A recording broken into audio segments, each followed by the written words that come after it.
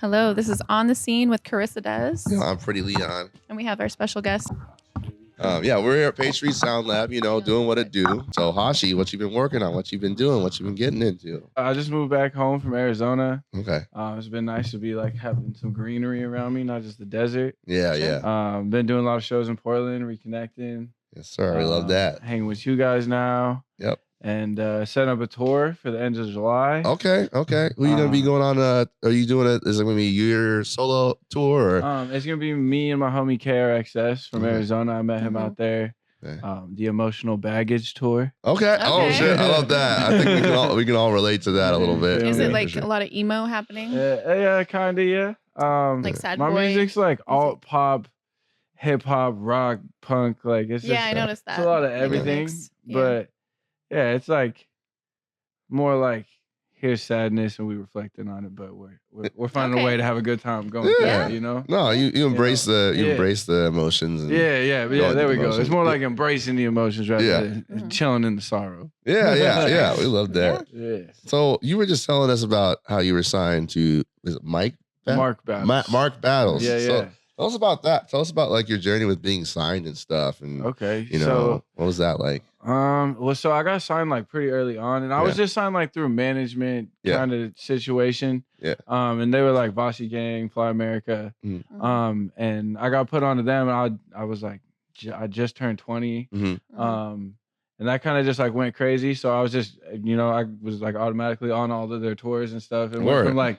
in my booking schedule having like 0 on it. So like, all right, we'll get a bunch of plane tickets here. We're going here. We're going here. Yeah. It just kind of like got really crazy overnight. Okay. And it was really fun. But I mean, it wasn't like all that. It wasn't like glitz and glamour. I was still chilling side stage and like, not like really still working hard. Yeah, I was still earning my stripes to it. Sure. So, but I mean, it was still like a lot crazier than what I was used to. That's just good experience though. Yeah, too. yeah, definitely. I got to travel etiquette. Yeah. just see the industry and like what to even expect. Yeah. On a when you're at like I feel like that's a really good too because you probably learned a lot about like the logistics and law and stuff like even like just how the ins and outs because I feel like a lot of people would get signed and then I've known a few people that got signed that are just not around anymore because they got fucked over. And I mean I definitely didn't look out for myself in a lot of ways and like got put through loopholes and everything and all that good stuff. But I mean I feel like I learned a lot from it, but really I didn't like take it all in until like damn near now, like as I'm like getting a little maturity underneath me and like starting to like reflect and like see stuff because back like I mean it was only like 2-3 years ago, but still I was still like so young and just like I mean like I can't even imagine. I can barely imagine being signed at such a young age, like and just being traveling all over the place. Like that's gotta be the most exhilarating shit in the world, and it probably seems like it's all that and stuff. And and even when it wasn't all that, like it wasn't like paychecks or nothing like that. It was really just like the support and everything that was like the cool part. But then like we were talking about like before this, so like on my first tour though, like all of this happening on my first tour, the last day I'm like flying back like in like 24 hours and my pops passed away. Like man, that's what you're saying. Randomly. So that definitely like threw a whole hitch in the road and then like gave me a little bit more angst for like everything that was going on. Understandably so. Like I mean, that kind of situation being the context for him passing, being away from home, and like, right. And I was just like, bro, like the one time I leave my city, like, exactly. Yeah, you don't want to even feel like. I mean, you were saying, now you just like keep your family close, and that's why I just moved back. You bring your mom everywhere. Yeah, man. So was your pops here, and then you were in Arizona? Yeah, well, I was I think we were in like Albuquerque or something. I think we was in Albuquerque, and I was about to fly home literally in the morning. I was about to fly home, like talk to him like 3 in the morning, like walking off stage, and then like literally like a couple hours later, just some random shit. Fucked up, man. At least he got to pops. at least but at least he got to see you, doing your thing. And there's some beauty to that for sure, Right, definitely. And he's the one happy that you were out, on tour and living your dream. Definitely. And that's literally point. Like our last conversation is like I was like literally about to walk on stage. I was like, hey man, like this is crazy because he's the one that really like instilled my love for music and everything. Like So it was just like, hey, this is crazy. And I used to always tell him, like, bro, I feel like you. Like, I'm like going up here feeling like Superman. And then like literally like last thing, he's like, wow, man, you still ain't that cool. Like, you know. I thought, damn, that's like, that's like, you gotta keep it like, I'm still the OG though. Real, like, you know. I mean, honestly, that's like a fucking pretty cool last words to you know, like that's like, some, like, make sure that you stay grounded and humble, kind stay of humble, thing. Though. Yeah. Really though. Yeah. That's really rough, man. Shout out to Pops. Yeah, shout out Pops. R.I.P. So you said that, you know, there were kind of like a lot of ups and downs, like after getting signed. What were some of the things for like, because I know a few young artists who have had the opportunity to get signed, but they are waiting for like the perfect deal because they've heard of these horror stories. What are some of the like negative things that kind of happened? I mean, my deal wasn't like super crazy big or anything. Yeah. So it wasn't like, you know, like there was like insane amounts at stake. And I mean, my career was like really just starting. So it wasn't like I didn't have like a lot to lose, but in that, like I still didn't really work for myself. So I signed for percentages. They were way too high. Oh, really? Like to where I was like at the time I was like, oh, dude, it doesn't matter, like because like I'm making zero, so like they can have that percentage of whatever they want. Like, did you get an advance or like minimal, but it was mainly just like getting onto like tour and like you know, plane tickets and doing all that. You know, they were covering like, that kind of to get like a chain like most of it was really just like the support, like to be like, you know, getting the opportunity to be on the tours, be on these events, get flown out here, be in these big studios. Like, you know, we recorded in like Wiz Khalifa's studio, like, like all, like I mean, Wiz wasn't there, but we still got his plaques on the wall and shit. And I'm like, I don't even know why I'm here, bro. Starstruck. Yo, I was gonna say right now, like Page Street, we need to get some fucking plaques in this joint. Let's do it. Let's do it. I was saying, that's a fucking goal. Just talking about this album I'm working on. Let's get them plaques, baby. That's the goal. So how did you get noticed in the first place to get signed like that? Was it like you were out searching for somebody to sign you, or was it like they found you because they heard your music? Or how did that go? It was actually, I just got like my own manager at the time, you know, like I started making a little buzz in my little city, and I got a manager, and he was like, but he wasn't really a manager, he's more of like a promoter for shows. Sure, but people kind of get like A&R kinda. So we kind of like worked out. He's like, like definitions, like let's do something for each other. So he started managing me. He got Mark Battles like to headline the show. I did the show, and what's funny is like after like, you know, I just turned like 20. I might have been.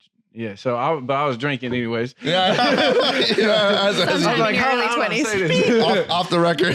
Off the record. But so I was drinking after the show and stuff, and Mark Battles performs, and like I had some money in my pocket, and they was just burning a hole in that thing, man. And I told my manager, I was like, I'm gonna ask him to do a feature, because like my house was like 5 minutes from the venue, and I had my studio set up. I was like, bro, like, I'm gonna just ask him. He's like, bro, don't bug him like that. Don't bug him like that. I waited around. Let her to ask. I waited around and like bugged him, and then I walked up and I like asked him, and he's like kind of just like, bro, send me something and we'll see. And I sent it to him, and he was like, bro, this is actually way crazier than I thought. Like, this is dope. I'll slide through. Send me this. And like, we just made it happen, and then like he came over. But if you didn't approach him, he wouldn't even he wouldn't even know who I was. Or maybe he then you got signed on too. Like, I imagine if you didn't take that step. You know? Right. And it was on some humble shit too. It was like, so I was taking care of my little brothers and stuff. I just got like my apartment. My little brothers are staying down there, and like Mark Battles comes over to record the verse, and like. We just really like thugging it out inside the apartment. My like baby brothers in the kitchen like whipping up mac and cheese for us and stuff. Like, you know, like we just like, you know, just like on some family shit, making it work. And he was just into it. My interface actually broke in the middle of recording. I had to call a bunch of random homies bring stuff. I'm like, I'm not letting this go. I know. We incest right now. Like, bro, we have to make this happen. 100%. He like, as he was leaving, he's like, I'm gonna call your manager tomorrow. I was like, what's that mean? He's like, you'll find out. I was like, bro, what? Damn, man, that's like fucking. That's like a little like, I don't know, man. That's a gem right there. Like that's like as much as you can hope can ever happen in your career. So that's really cool. You got that early. It was just like one of them random moments. I mean, I don't even think I was ready for it. I wish that shit would have happened like closer to now. But I mean, I wouldn't know what I know now if that wouldn't happen. But you know how to get there again too. And we ended up going our separate ways, and like, you know, I kind of like was more alternative, and they wanted more hip hop out of me, or whatever it may be. But like he put me in a great position. It really helped me through, and like I appreciate that forever. Yeah, 100%. Yeah. So you said that you split ways because they wanted a different type of music. Yeah, it was just creative differences, and like honestly, I just got a big head about me. Like at that whole time, is like at that age, I like took it all in like I'd be in like, the wrong I'm way. a superstar. Yeah. Like I thought I was Wiz Khalifa in the studio. Like, and it just wasn't that yet. And like, especially like going through like my dad, like losing my dad at the time. Like I was just like hot headed, pissed off. Like no one could tell me anything. So like I kind of stomped on some toes like in my own way, and like made my own mistakes. It's like to be honest. But it's part of the growing process. But you made those mistakes. Yeah, you made those mistakes early. So when the next opportunity comes, I always tell people, you know what to do. It's better to make those mistakes early when you're young, and people will give you a chance. Than to like burn those bridges when you're older, and then people are like, "Oh, you're like old dudes." Yeah. Now, you should have figured that out. Right. Yeah, you should have been known. But like I've been always saying that like, you're not gonna make it big if you don't take those risks, and I think a lot of people are just very careful. And like, that's a good testament to that, right there. Exactly. You just saying, "Hey, I want to." People be like, "Oh, I'm not ready yet, so I'm not going to approach him until I'm ready," and then you miss the opportunity. Like, I just have learned in my life that if I have the opportunity, take it, because if I have the opportunity, then I'm ready, or it's a lesson. It's there for a reason. Like it's like that series of events. Like if you really honestly think about it, it's kind of crazy. Like it was just boom, boom, boom. Like I'm at this show. I want to get with battles. I want to, I want to like, I want to make it happen. I want to make it happen. You wait around, you do, you're doing your due diligence. And then he's like, "Hey, send me your shit." And then he listens to it and he's like, "Oh shit, this is actually good." He comes to your house, even the fucking interface even breaks. Like it's there's a lot of, it's just like the push and pull, like boom, boom, boom, boom. Like it's just like that can really be what I always tell people all the time, and I keep this in my mind too. Okay, all it takes is one song.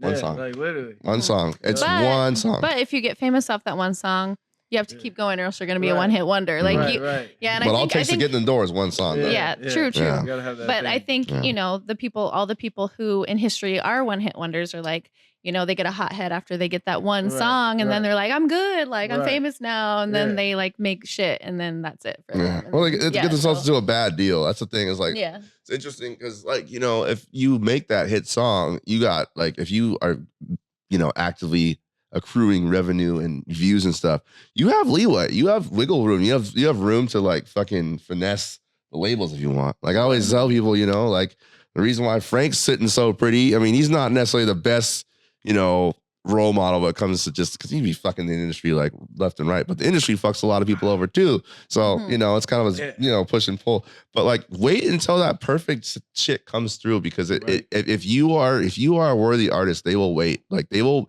There's always going to be opportunities. They're like the first one that comes up is definitely not going to be the best opportunity and stuff. Yeah, that's what they always say. Yeah, that's literally. I remember like I was talking to my manager like as this is all happening, like. He's like, "Bro, if they like," because we didn't know, like, but we knew there was like gonna offer us a deal, but like we didn't know. And like I remember, like we're sitting in his kitchen, and we're both like, "Dog, if they offer us a deal, the first one we're saying no. We're saying no, bro. Like, we gotta have like some respect for ourselves, and show that, bro. We got the first email. We look at each other like we're signing that shit. Like, we gotta have self-respect. Easier said than done, bro. Like, bro, we were so hyped. Like, especially like coming from like like I'm from the outskirts. Like I'm not even from like Portland, so like we're from like nowhere. I'm like, bro, like why are they even talking to us? No. And we've been talking about this a lot lately. Like people who are from the boonies and like are from like little small towns in middle America. That's where like a lot of the hottest music comes, because it's like those people ain't shit else to do. Yeah, they don't got shit to do. Like, that's one person we reference is just like like fucking Kurt and I feel like we talk about Kurt Cobain and a lot of emo music from like the actual Midwest. Like a lot of those emo bands, like they ain't got shit else to do. No wonder they're fucking emo, man. It's like fucking dismal out in the middle. There's like all you can do. You have to have a car to get anywhere. Like there's like no like popping events. No one's coming through your town playing music. Like all you can do is like probably play video games and play music and then do drugs and drink and you get to be sad. And that's where country music came from. It's like kind of emo because you're just like shoveling shit You know, we talked about this. Like, so of course you're gonna be like whining about it. So honestly, yeah, fair. That's crazy. Yeah. Yeah. So what are your goals like after like being signed and then going your own way and like doing something different? What are your goals like in the next 5 years? Like if you can be anywhere, where would you be? In the next 5 years, you know, I got this album I'm working on, so I just really hope that comes out in the way that I perceive it, I guess. And you know, I'm just looking for more continual growth. You know, I'd like to sign to another label or something, but it would have to be the right deal this time. And like, you know, I kind of know my worth more, so I mean, if we got to do it independent, like that's fine too. But like in the next 5 years, you know, like I'd like to get us a spot on Billboard. Like, I'd like to, you know, put that plaque on the wall. Yeah, exactly. Yeah, you know, like get a gold record. Right. You know, and it's like it's crazy because like it still seems like far fetched, like saying it, but it's like being around all these people in the industry. Like even our song with Dizzy, like you know, did like a bunch of streams just on accident, just seeing like, oh, like hey, if you like it's tangible, it's there. It's really right there. So it's just like you know. I mean, did you think you're ever gonna get signed and have a song with Dizzy, right? No, Probably. like exactly. Like one day, like exactly. I say it now, like, well, we have a song, but like it's whatever. Like, but that's crazy. No, like once upon a time, like I wouldn't have believed you if you was told me that was gonna happen. Like, no, that's so. Well, that's more than most people I know. Was it something where you like, you know, they say like to get success, you have to be a little delusional. Or you can say that like you believe in yourself before anybody else does. Was it something like that, or was it just like? I think it's definitely a little delusional. Like a lot of times, like you know, like I'm so wrapped up in my daydream, or like my dad would call it my fantasy land. Like, you know, like I can't like accept that reality is gonna be this way. So like I just push through like. On pure. That's manifest, man. You create your own and reality, I think that, you know, people who do make it have these big dreams for themselves and they like picture themselves there. And whether you call it manifestation or whatever, like you do what you need to make that happen as long as you just keep chasing I always those tell dreams. myself, I know I'm going to be there. Like I always, I was like, I can't not be. Yeah. Right, I always say I can't. I don't even necessarily know I'm at least gonna work until the day I die to get there. I can't not be there. Like, and that's the way I've thought about all the things that I've done, all the endeavors that I have, all the points where I've been up and down. It's like I've always been like, nah, like it's just it ain't gonna go down like this. Like even on the most simplistic level, I always tell people, I'm like, whenever I go out with people, like I don't wait in line, I don't pay covers. And if you just like if you just say that and believe in it, like it just. It fucking happens. It just happens. It's in there. I literally just I used to say that and getting free, but now I want to support my local artists. Yeah, support your local artists, you know. But if it's a fucking club, I'm like, nigga, fuck that shit. I ain't waiting in no goddamn line. I know the club ain't packed out. Yeah, if they don't let us in there. I'm like, do you know who we are? Yeah, I'm like, do you know who the fuck I am? Like, I told that shit so much when I was in Aspen, because in Aspen, you don't know like, who you're about to everybody, know. if you're a nigga and you look like an artist, like they'll be like, oh yeah, like, bro, that's the whole time on tour, bro. You just think you're on top of the world. So you treat everywhere like that, and then like you get somewhere, you're like, oh yeah, they don't know who the fuck I am. Yeah, no, but I always thought, I used to when I was in Europe, I used to say that. Like I used to when I was in Europe when I was 7, I was like, you don't wait. Oh, like you don't know who I am. Like if you just like you don't know American artists, they gonna get so uncomfortable about it. They're like, oh fuck it. They're like. Oh wait, I should know who this is. I'm an idiot. Do you not know Wu-Tang Clan? Yeah. I'm a young dirty bastard. I'm actually, you know. Have y'all heard about young dirty bastard? He's old dirty bastard's son, and he's in Wu-Tang Clan. What? Right. Yeah, it's super sick. There's always new people popping up in Wu-Tang. He sounds like ODB. It's pretty crazy. Do you think that would work if I said that? Like, if you're a young dirty bastard. No. Like I'm in Wu-Tang. You didn't know? Like I'm a new member. There's like 80,000 niggas in Wu-Tang Clan, so there could be a Carissa Dez in Wu-Tang. Who knows? Yeah. No, they're like, switching it up a little bit. The music videos is like 40 niggas, and they're like, we're like Wu-Tang. You know, I'm like, because there's like the core members. There's like 8 of them. There's like 8 core members. Like RZA. Yeah, RZA, GZA, Method Man. Fucking goddamn, Inspector Deck. My friends used to call me RZA because Carissa. Oh, all right. Zigga. Yeah. Somebody said that Wu-Tang was coming to town, and they're like, "Oh, I got tickets." I'm like, "Wait, which members is it? Is it like 10 that I don't know?" Usually not. It's because my mom literally just told me about that. Really? She's like, "We should go see Wu-Tang." I was like, that would be like pretty I don't recognize legendary. any of those names. They're still good. No, I saw with I saw them at Bumbershoot maybe like 7 years back or something in Seattle, Washington. And there was like, I think like some of I can't remember which artists they were, because I'm not, don't be mad at me, but I'm not a huge Wu-Tang. How dare you? I appreciate them, but I don't like but there were like a few of the like core members, and my ex at the time, it was like his favorite group, and he was crying. No, he was crying because he was like, because we were in the front row, and I was like, okay, this is Wu-Tang's cool. crazy. Their Tiny Desk concert is sick. Oh yeah. You're crying. I'd probably cry. So who are some of the artists like you listened to like growing up that were influential aside to you? from Kid Cudi? I mean Kid Cudi. But honestly, my dad put me like on like all sorts of alternative rock, like classic rock, grunge, like so. I mean, lots of like Seattle, like Nirvana, Soundgarden, Alice in Chains, always like that sort of shit. But I mean, big on the Red Hot Chili Peppers. Yeah, we love that. Shit. I mean, I love like Motley Crue, like that's like that was my big style. Motley Crue, like, Motley Crue's sick. Like the Motley Crue thing. I just cut my hair off. I had like the long ass hair with the bangs and shit. Didn't you have like pink hair? Or something? I had like the half and half. Yeah, like mullet. Yeah, my hair's in recovery right now. Yeah, same. We're trying. I had a mullet for a little bit. Comeback. Get it back. My friend said, "Oh, you would look so cute in the pixie cut." And as soon as I did it, I was like, "I miss my long hair." It's dope though. I like it. It's growing back slowly. But like that stuff. But then I mean, as far as more modern shit, I mean, I love like Wiz Khalifa.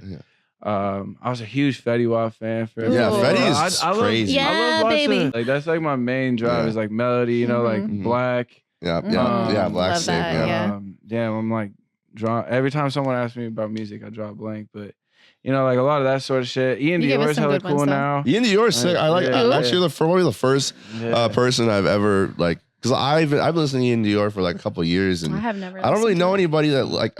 Obviously a lot of people listen to him, but I don't really know anybody personally that's like, yo, Ian Dior's sick. No, I love Ian Dior. He's hard as fuck. Like and then it's like very emo. Like I don't know if you know who Lil Lotus is. Lil Lotus. I don't. Oh man, he's super fire. Midwest emo shit. Oh, word. Oh shit. That he was like the lead singer of If I Die First. Still is like heavy like hardcore shit. Yeah. And then like started doing like rock. Like emo trap, rap, it's so he's so fire, bro. We got connected. We did a show together. Oh, word, okay. We were stage diving off the ceiling and shit. Like, hell yeah, shit was crazy. But yeah, we got connected, and we was talking about writing a song together for a minute too. So, but yeah, like he's big, like he's doing crazy shit. Yeah, my buddy that played in my band in Arizona with me and did a lot of like my newer songs he's playing guitar on. He's actually going on tour. He's headed to Europe right now. Oh shit. For the Lil Lotus like UK tour and shit. Nice. Word, okay, man. Shout out to them boys out there. Check his shit. Check his shit out for sure. My desert boys. Yeah, no, straight up, man. Hot boys for real. Desert boys. For real hot boys. Real hot boys, man. Real. Too hot boys. Yeah. Sweating. Fucking scorching boys. Oh yeah, I remember shows in Arizona. I lived in like Tempe, the Phoenix area for a while. Yeah, that's why I just came back from. I lived there for like 2 years, and I went to a bunch of shows over there, a bunch of festivals, and it was always so hot. I'm like, how are the musicians jumping around right now? They would have fans on the stage, but still, they'd just be like dripping.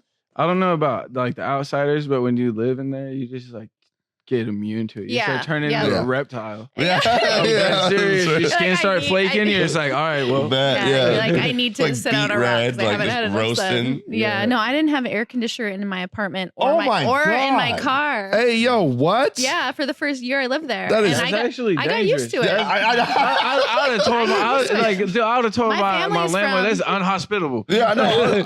I have family from LA. All my family's from LA, Texas. Well, they got AC Arizona, in that bitch. So like it's in my blood. I got used to it so fast. It's still lethal, bro. I love the heat. Like I'll sit in a sauna all day. Heat is great, but like heat in your house when you're trying to go to sleep, that's a whole different thing. My skin looks so good. My skin looks so good, like so clear because I just sweat out all the toxins. Ain't no fucking way, man. That's crazy.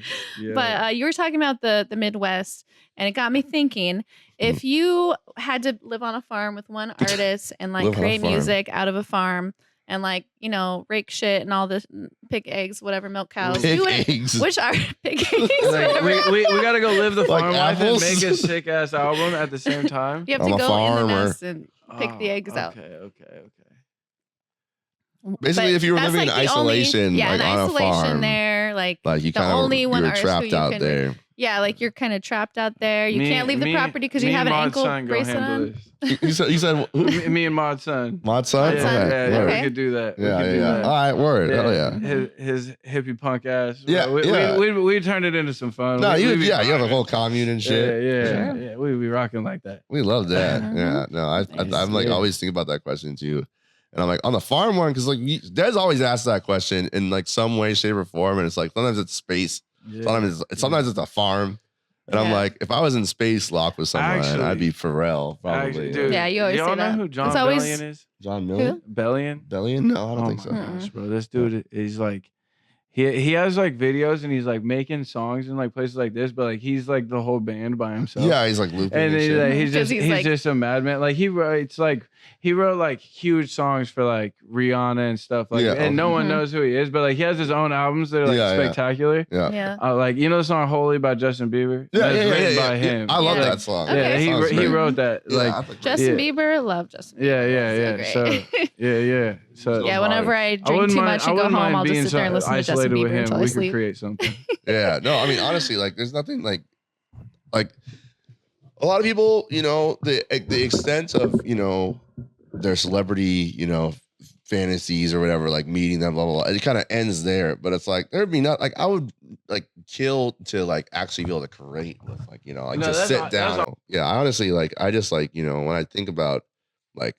Everyone always asks me or usually asks artists and like rappers, and as a producer myself, I'm just like straight up like producers because producers half the battle, and sometimes even more, The producing is like something that just mesmerizes me. Like I got a couple of buddies that like produce for me, or like especially like when we're doing the whole band thing. Yeah. And like I'll just like give ideas, and he'll just have a guitar, play this, be on the keys doing drums. I'll just sit back and I'm just like, oh my god, this is so beautiful. Yeah, man. I don't know what the fuck's happening, but you get it something. So something like comes out of lyrics you. and melodies, like that just makes so much sense to my brain. But like I'll play bass though. Like I can do that. But like got 3 bass players over here. I love 3. You're a bass player. What? No, I'm not. You play the bass? I can. I play guitar. Oh, I thought you said that you play the bass. No. Okay. We better start a band. Well, I know. I play the drums a little bit. I suck, but I enjoy it. So come on. If we're making punk music and sound like ass, it's gonna be fun. No. Have you ever heard Blink-182 live before? That was the first concert that I ever went to when I was 16, or the real the first famous person musician concert I ever went to, and I was in the front row and I cried. What about you? What was the first famous concert I ever went to? This is legendary.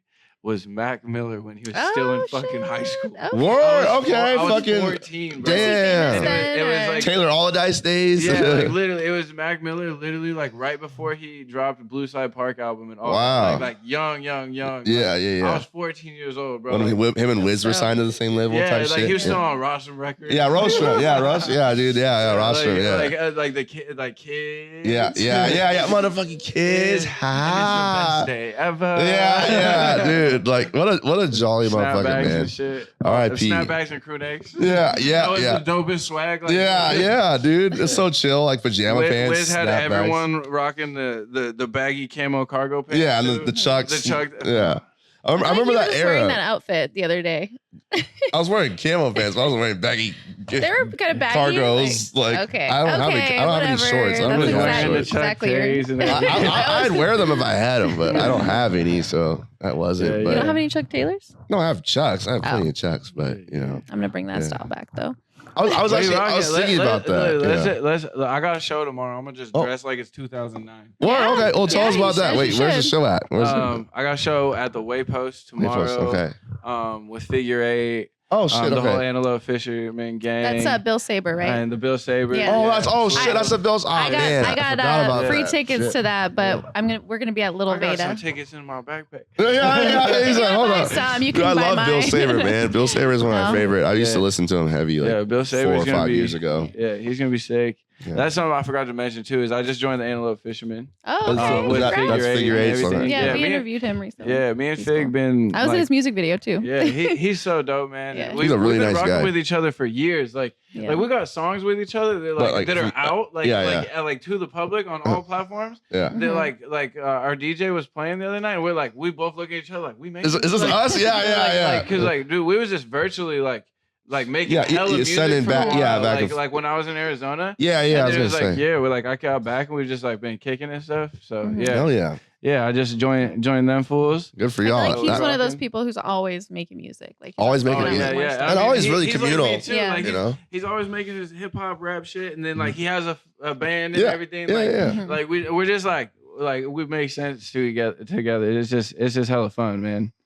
Great. Oh yeah, that's what it's all about, man. Just fucking creating. So we got that show tomorrow. Okay. Waypost. And then I gotta take like a month break and set this tour up, and then tour starts the 29th. We're going from from Longview. I think we're doing Bellingham. And then we're doing like Seattle. Yeah. And then we're gonna do a show with Soulja Boy in Bend, Oregon. Oh shit! So is that he's gonna be here in August, right? Yeah. It'll be August 4th. Mm-hmm. So our tour starts like the 29th. We're gonna loop, hit them there. Then we're going through California and then back to Arizona.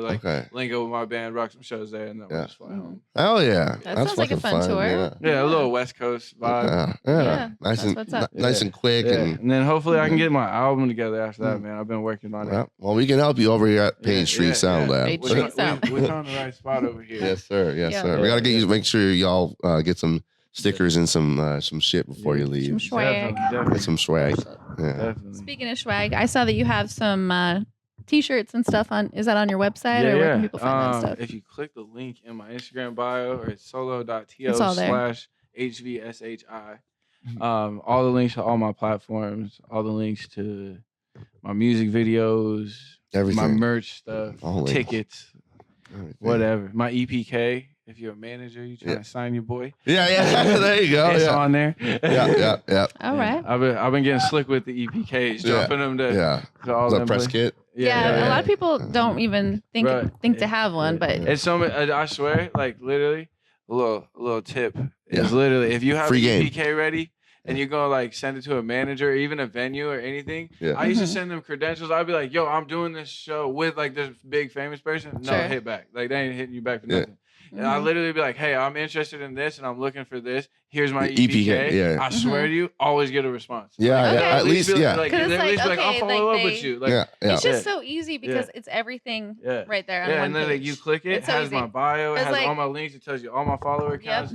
It explains who I am. It has all my upcoming shows, every show I've ever done. It's just simple. You want that? Yeah, you want something that's tangible and visible and quick. People don't want to spend more than 5 minutes looking at something these days. Our attention span less than that. It's like if they look and it looks shitty, they're like, eh. I mean, you listen to. I forgot about it. I mean, I do the same thing when I'm looking at something on an app. I'll literally just forget what I'm doing and go do something else. I swear, I just doom scrolling. Yeah. I'll be on one app and then I'm like, oh, something popped up, and then I completely forget the project I was working on. Maybe that's just me, but yeah, it's true. You gotta catch them quickly. You gotta catch their attention. What were you saying? There's a theme. Because I watch a lot of production videos and engineering videos and stuff like that, and oftentimes the interviewers or whoever is talking to them will ask them a question about how do I get seen? How do I get my stuff seen by you? And they're like, make sure that I can click it once and it just pops up immediately. I don't want to download nothing. I don't want to have a zip. I want it to be right immediately right there. Because if it takes longer,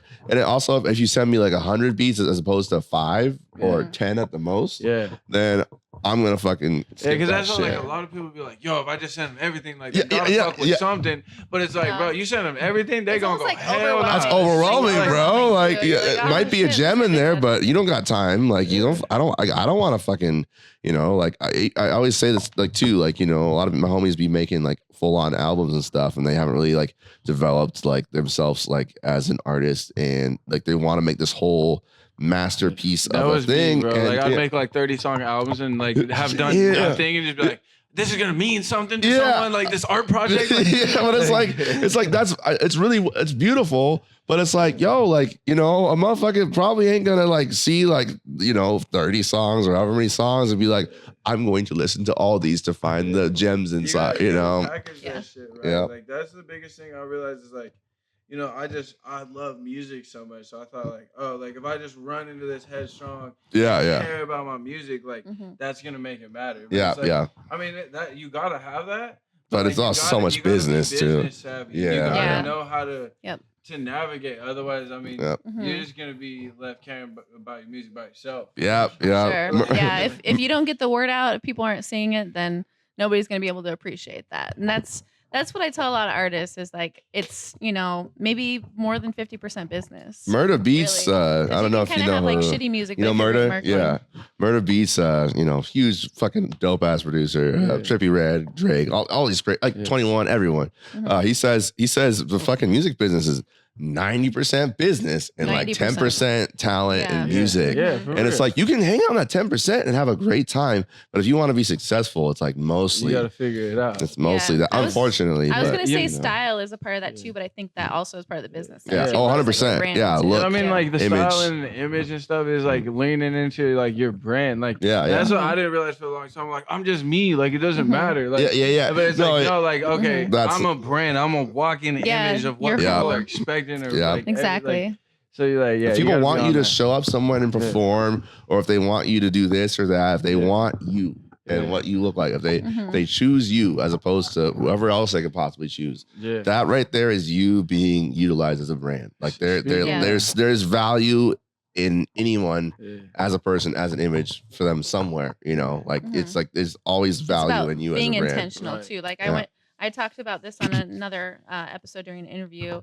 And like, I went to this big artist show. I was like in the front row and everything. I was listening to them like every single day. I saw them performing. Their stage presence was mid. And they were wearing, their shirts had like holes in them. And they were like wearing sweatpants and like dirty sneakers. And it did not look intentional. Not a vibe. Yeah. It's like they rolled out of their parents' basement. No offense if that's where you live, but they rolled out of bed. I would live with my parents if they didn't hate me. But they're like 40. They rolled out of bed and like didn't even bother to like shower, like dress up or anything. And I stopped listening to them. Even to this day, like, maybe I'll listen to like, no, that's like it ruined it for like me. I don't know why. Listeners. Oh yeah, like, I mean, like, I mean, you gotta be presentable, and whatever that is, like to your fans. Like, I mean, if that's what your fan base is built off, like, and I mean, like, you're Kurt Cobain, you can put a sweater on and be grungy. But he's intentional about that. But exactly, it's like it's supposed to be like. Like the whole like the intention behind it is like if you're just really winging it and being like, ugh, like you don't like. If your heart's not completely sold and like into what you're doing, people can tell. People can tell. It's funny because there's a fine balance between. Yeah, you can't go too hard. People hate to try hard. Yeah. It's because it's funny because there's like I've been to shows where like I saw Denzel Curry once at the Doug Fir, which was one of the greatest shows I've ever seen because it was so intimate. There is no great acoustics. There's no barricade. He was right there. He was hanging out in the crowd. And he came out in sweats and no shoes on. But it made sense. It was a vibe. Like it was like I've seen people like they're like, oh, I'm just gonna wear a sweatshirt and no shirt on, like Goku. Like he was crazy in here. Yeah, no, he was hype as fuck, and like I think there's a lot of like I when I see someone who's just like chill, because like after I started playing shows so much, I was like, I get it, because like you know I used to put on all this, you know, go through all this whole process and stuff, and then I was like, you know what, I'm just gonna fucking like. You know, rock something, you know, like you're trying, but like you're trying to look like you're not trying. It's like there's something tasteful about it. If you're D'Angelo, you can just wear nothing except for your pelvic bones in a music video, and hey, it works. Damn, bro. I'm gonna should I just go to Tommy Lee and just rock the thong on stage, bro? Or Red Hot Chili Peppers, as you said, the sock. I mean, it just depends who you are. If it goes with your brand, then that's fun fact. My family friends live in Flea's old house in the Grant neighborhood. No shit. Really nice house. Is that Flea's? Oh, it's a nice house. Okay. It's really nice. Yeah. Okay. Does it have fleas? No, nothing. Dude, fucking very nice. Speaking of cool producers, though, you know who Kid Hazel is? No, you're putting me on all these people right now. Kid Hazel, he produced for 21 Savage. And okay. Like his last album, like he did like 3 Grammy nominations. So he hit me up when I was on tour with Mark Battles and sent me like 4 beats or something like that. And I've been sitting on these shits for so long. And like he's like hella big, and I was just like, but every time I get to him, I was like, I don't even know what I do like to a song like this. Like I'd be interested to hear what a Grammy, nominated. I got him prior to that happening, by like a year. But I mean, so those are probably premium then. Yeah, a lot of times people go back to their old shit and they get placed with like big shit. That's true. Like this beat's 10 years old, and then I brought it up, and people talk about like producers talk about oftentimes being ahead of their time, so they go back to their old shit, and then they realize, oh fuck, like this is like this is more relevant now than it was back when I was making I've been going through like tons of music that I made over the years, and like listening to it, and like before, like, and been like, it's whatever, and like now I've been like, why did I not drop this? But, like, what are you doing? Yeah, I mean, you still the thing is you still can. And I've been recycling. Yeah. Save the environment. Yeah. I mean, you could honestly just take the beat and then I just been reworking it, putting my new touches on it. But like, bro, there was a lot there that I just like. I go back to my old beats all the time, and I'm like. Like, hey, this is nasty. I made this. Like, I'm like, damn. I'll, okay. Hear some lyrics, be like, bro, that's why I said that. Like, where did I come up with that? Like, like, I'm out here stumped right now. You're surprising yourself, Yeah, I love that though. Never cease to amaze myself. You gotta have those moments though, because that's the shit that like give you keeps you going. Yeah. Like, oh man, okay, I can do inspiring things. Like, like, even if it's just inspiring yourself, bro. Like, it's there. Exactly. Yeah. Yep.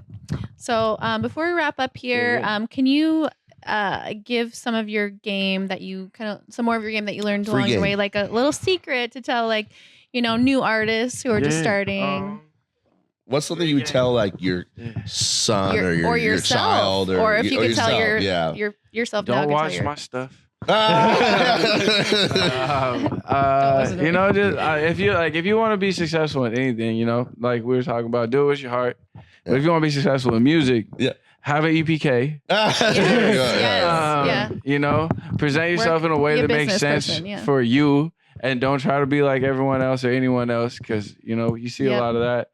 And like, have fun at the end of the day. Like if you're not enjoying yourself and what you're doing, like it's gonna reflect in your art. Facts. And I mean, like, taking breaks is important. Yeah, like, taking a long break. You gotta go live life to be able to, express it differently and stuff. So just like, know yourself. Like, push yourself harder than ever. But like, part of pushing yourself is knowing when to take your time. If you're banging your head against the wall, maybe you're not gonna make the best music when you're like right. Right. I mean, some people just go and like don't take breaks, and like because you hear like a lot of famous like people who made it big. They're like, I never stopped. I just like woke up, made music, blah blah, blah kept going. I think at the same time though, like if you feel yourself slipping, then and you feel like you need a break. Quality over quality. That's what I feel like. I feel like that's part of the work though. Is like, like part of the work is like getting in the studio and going hard. But like part of the work is also like being able to like be real with myself. Like, I need to take a walk and like get outside. Like, and I mean that's still working because I'm still putting that effort towards the process. Is like people just want to think that like if you're not behind the board, like you ain't grinding. And it's like, like it takes life to make music. You want to know motherfuckers are grinding that are making ass music. Like probably a good 85% of the niggas that are grinding like that. And I mean that's a lot of like that's one thing I did get to see and bless me, like being a little bit like getting my inside peek at the industry. I mean it's like a lot of it's bullshit too. A lot of like the money and like the cars and everything, like it's all of like a lot of it is really credit cards. Like, I mean, I've even noticed that and everything. Loans. It's like, we grinding and stuff. And it's like, bro, like grinding by like sitting in the side room on the studio playing 2K. Like y'all aren't even in here. Like, y'all just at the studio. Like, and a lot of times when people get signed, like they get kind of like a loan to like buy all this stuff, and then they're like in the hole, so they can make that money back. And then, everyone like you get your moment of glory, so everyone wants to like make it visually apparent that like you get in there, and then like you spent that on like spent all your money on making people the cars, the clothes, and the bullshit when you should have put that on some studio time and got the album done, bro. Because now you got nothing, or invested, or saved. That's some. Make sure you invest. Yeah, that's another thing. Like free game is like get your money for your royalties. Go like give producers they credits for their royalties. Don't be slipping on people. Do it the right way because people remember. And it'll be found out. I mean, the truth always comes to the light. Yeah, it really does. Yeah, do it right. But I mean, go get a BMI or an ASCAP. Go on Sound Exchange. Register your songs. Get your publishing right. Yeah. Get your money. Make it easier. If you put in a song out, put it on all platforms. Do all the other stuff because otherwise you're just gonna be sleeping on money. Yeah, no, it's like even if it's like $5 here and there, like it's going right into your account, bro. It makes a difference. Sure. It does. It really does. Yeah. Definitely that. Thank you so much for talking with us and coming to Pay Street. This has been On the Scene. I'm Carissa Des. I'm Pretty Fucking Leon, but you already knew that. Yes, sir. Hey, and I'm Hvshi. Be on the lookout for my album coming at the end of the year. Beautiful Broken. Beautiful Broken. If you don't know, then you're about to know. Yeah. If you don't know, now you know, or you will know. Yes, sir. Yo.